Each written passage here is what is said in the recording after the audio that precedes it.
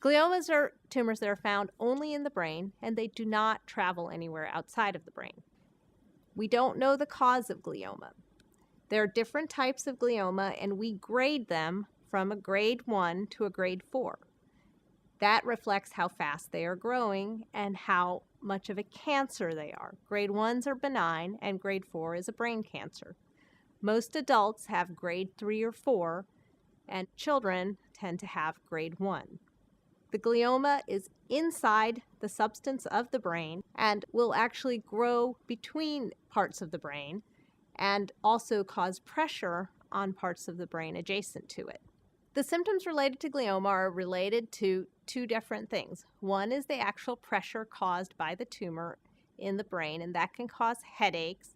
And when the pressure is really severe, it can also cause drowsiness and lethargy. The other symptoms are more specific and related to the location of the tumor. For instance, if it is at the very front of the brain, it may not cause any symptoms other than a headache or possibly a seizure.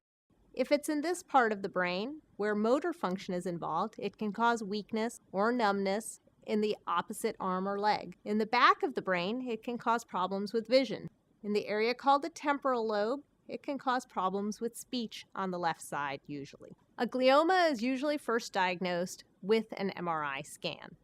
The MRI scan is done with contrast to see if the tumor lights up when contrast is administered.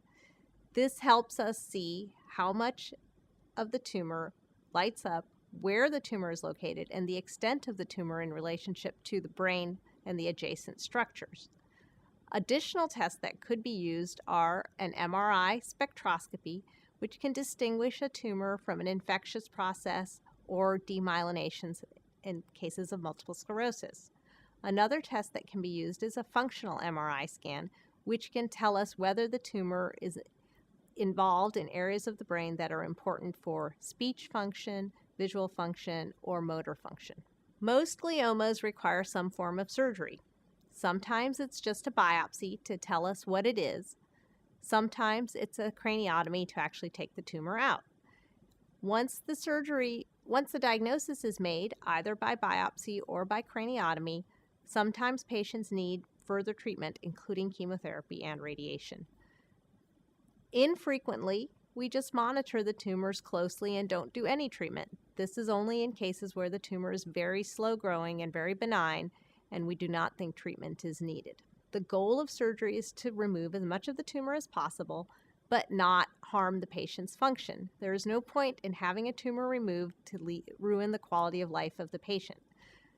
However, the more tumor that can be removed, the better it is for the patient, especially if they need further treatment with radiation and chemotherapy. It is optimal to have as much tumor removed as possible, so the radiation and chemotherapy have to attack the smallest amount of tumor burden.